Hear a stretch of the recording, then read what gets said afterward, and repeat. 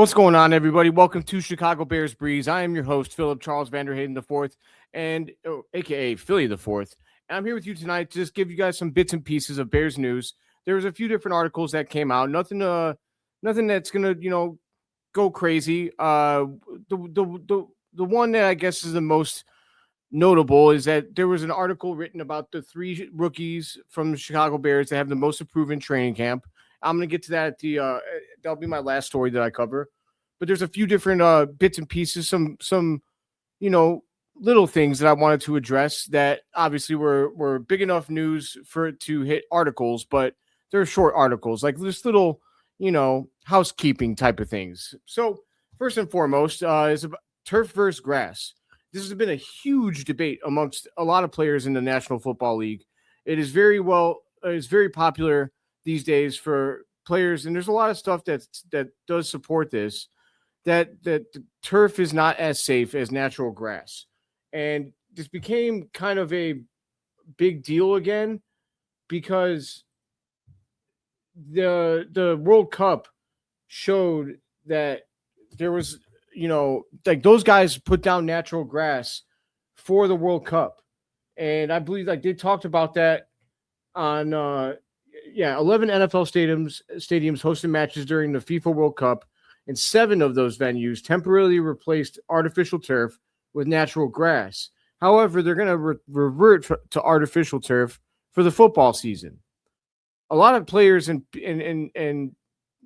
people just around the league have a problem with this line of thinking because the NFL likes to claim that they preach player safety. And they know as well as anybody that having their stars on the field makes a huge difference. A game in December between the Bears and the Packers, for example, is not going to have as much. It's not going to hit as well if Caleb or Jordan Love are out with an injury. Let's be honest, it'll be Jordan Love because Caleb is an Iron Man and Jordan Love is made of brittle little pieces of paper. That being said, Caleb Williams did voiced this on Part of My Take about a month ago, saying that, if FIFA can do it, why can't we?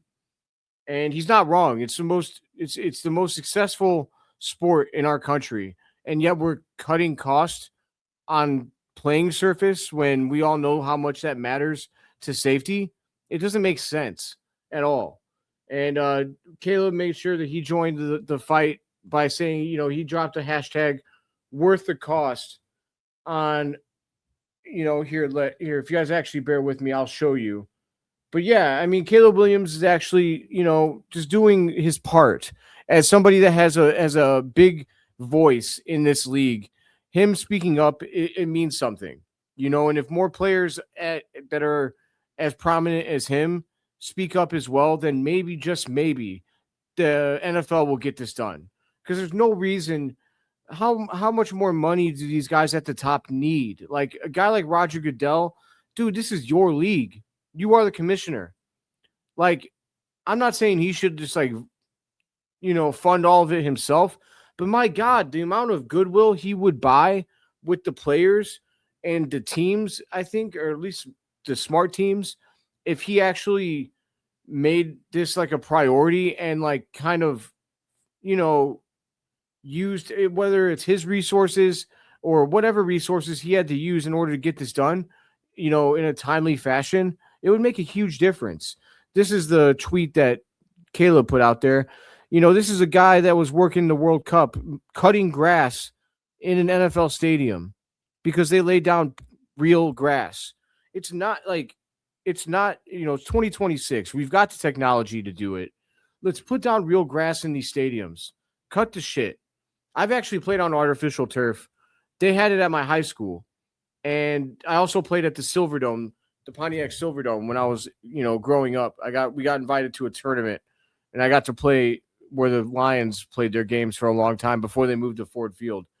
And I'm just here to say that artificial turf is a lot more. It is not. There's a reason why these players want natural grass. It's so much better. It feels better.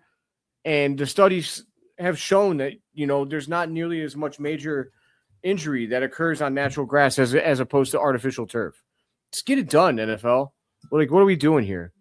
Now, keeping Caleb Williams in the topic, he also displayed some petty, and you love to see it. I'll just bring up the little clip here.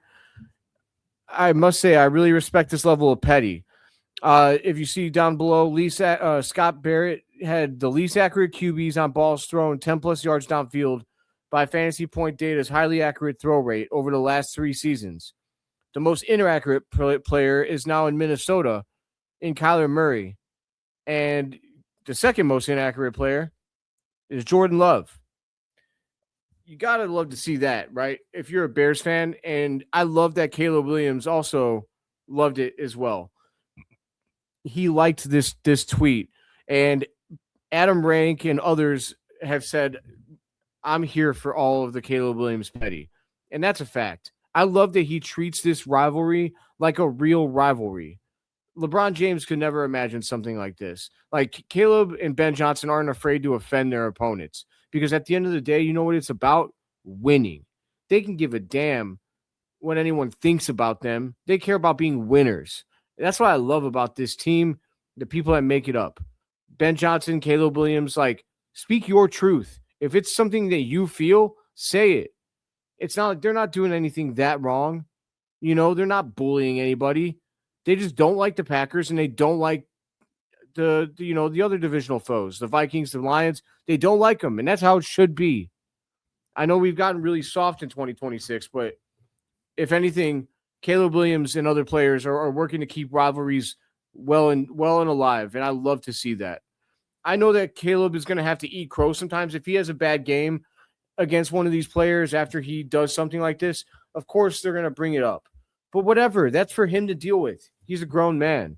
He's allowed to talk some shit. And anyone that has a problem with this, they can kiss the fattest part of my ass.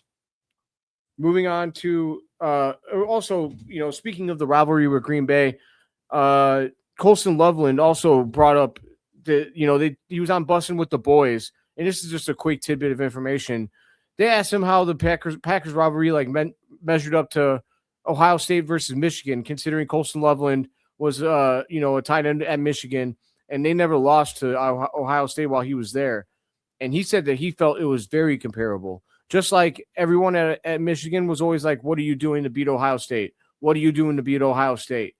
That's how it is in the Bears facility. What are you doing to beat the Packers? What are you doing to beat the Packers? You got to love that, man. Packers like to say stupid stuff like, oh, you're so obsessed with us. Dude, that's how it's supposed to be with your arch rival. The problem is that we haven't been whipping your ass enough, and so you guys don't feel it. But it's okay because we're going to start doing our part. And eventually, hopefully, you guys stop whining or making excuses. I seen another Packers fan today. They were like, oh, you came back against a super injured team, and it took a miracle. Give me a break. The Bears missed more games to injury last year than anyone else in the NFL. Still got to where they got to. Their excuses are like assholes. Everyone's got one, and they all stink. Come on, dude. Accept your loss. Talk some shit despite that. Like, yeah, we lost, but we're coming for you next year. Do something creative, or at least pretend like you got some balls. The way that the Packers fans have been handling us sending them to Cancun is crazy. They're handling it like complete idiots. Like, they're just in denial. Like, there's been some Packers fans that are like, hey, we need to wake up. Like, Chicago isn't a joke anymore. This is real. And we got to, they've been taking it to us ever since Caleb got here. It's time we started taking them seriously. Those are the Packers fans I respect. The ones that are out here making all these excuses and everything like that, acting like it's still funny, like we're still a joke. We sent you home. If we're a joke, what does that make you? You don't get to keep relying on what happened in the past. The past doesn't matter, dude. It's dead. It's in the past. What matters is what happened lately. And what happened lately is the Bears ain't playing with you guys. Keep making jokes out of us if you will. But if your football team acts that way, I guarantee you it's not going to get any better. The Bears are coming for your neck. You better be prepared.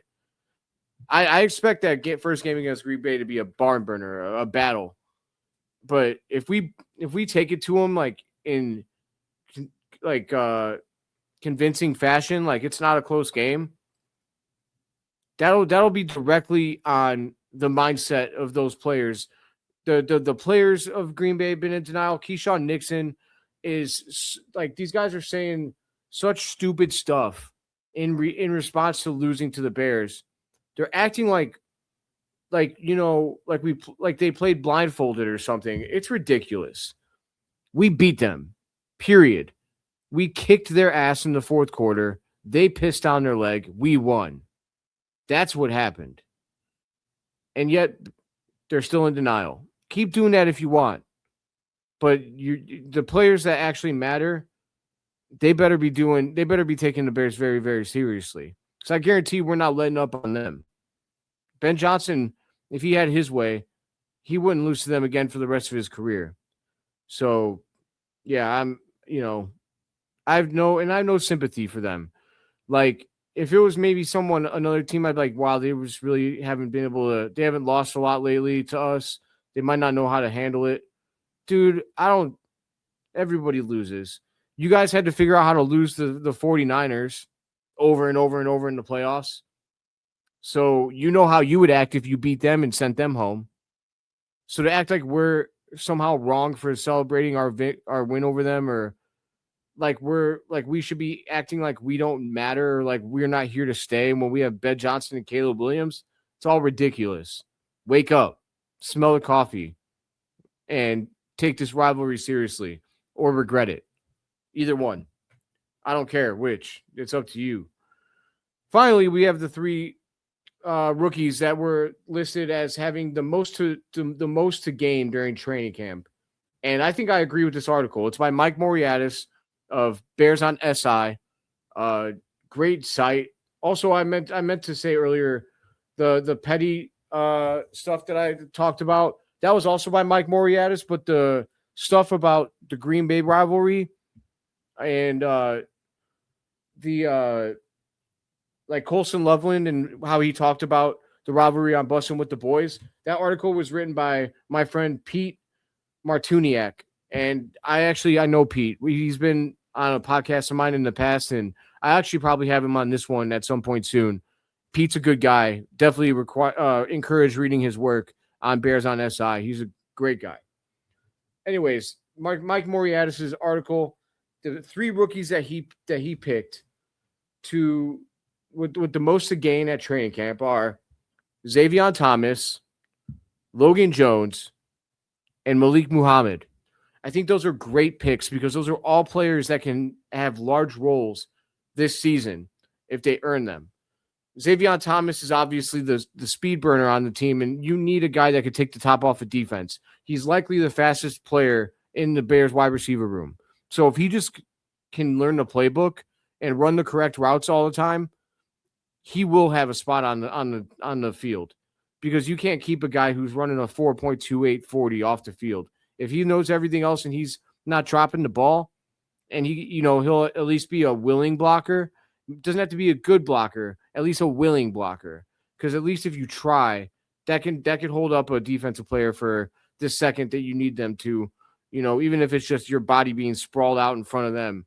You got to do what you got to do to make a play work at times. But as long as he does those things, picks up the playbook, does what he's got to do, he will play and have opportunities on this offense, perhaps as wide receiver 3. Then we've got Logan Jones. Everybody knows that, unfortunately, Drew Dahlman retired at the end of last season.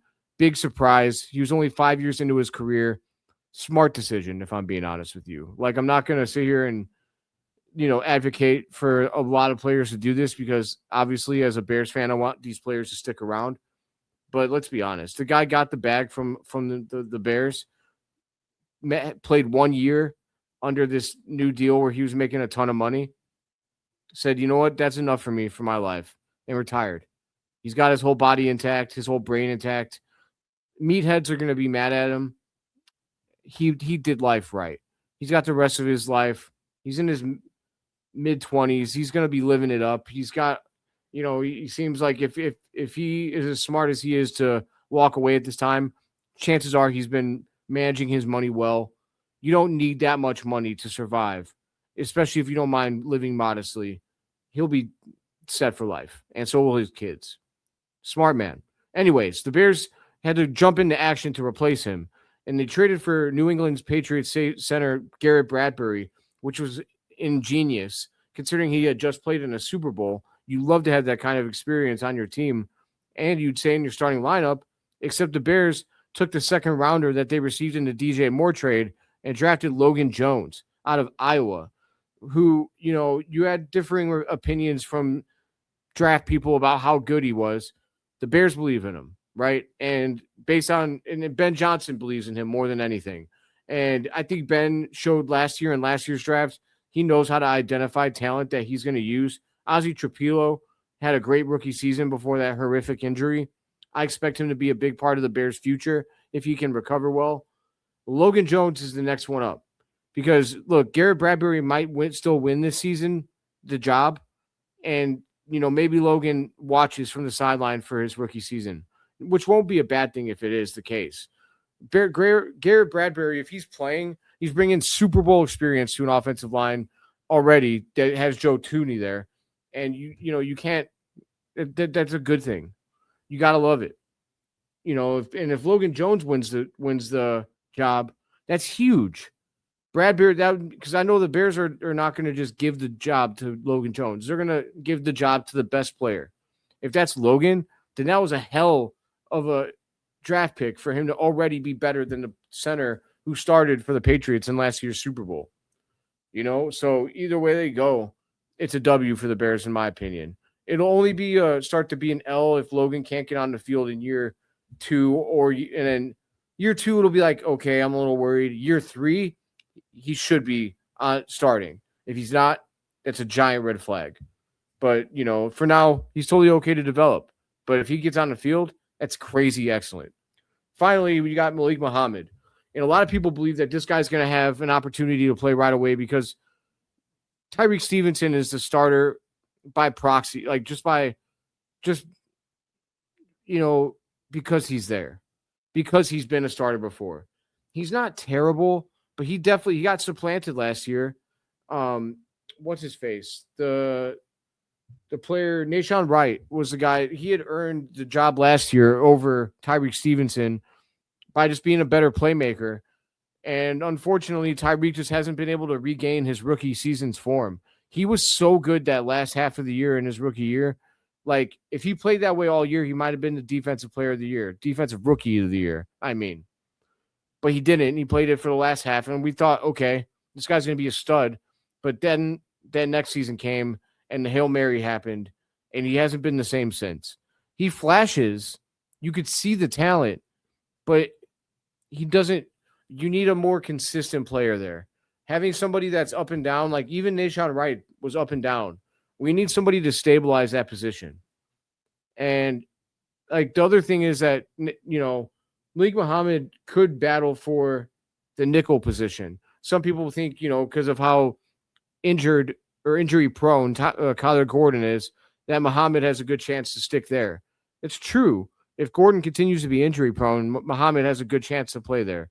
So when you take into consideration rookies that have the most to gain, there's a lot of playing time that could be available for a guy like Malik Muhammad or anybody in that cornerback room, that's not named Tyreek Stevenson and Kyler Gordon. Although in Kyler Gordon's case, let's be honest, if he's healthy, he's playing.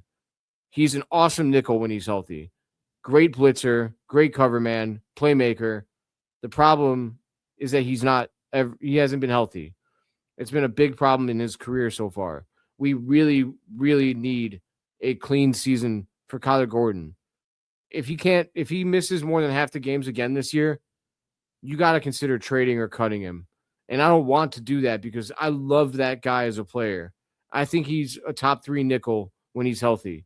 The problem is that he's not healthy. So let's hope that he can get there this season. And then it could be Tyreek Stevenson versus Malik Muhammad for the starter on the other side. And if Muhammad wins, again, that's awesome.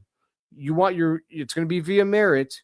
Stevenson is the starter right now, and he has the experience. So Muhammad will have to show something he'll have to show a lot of consistency, willingness to tackle in the run game. some playmaking ability if possible.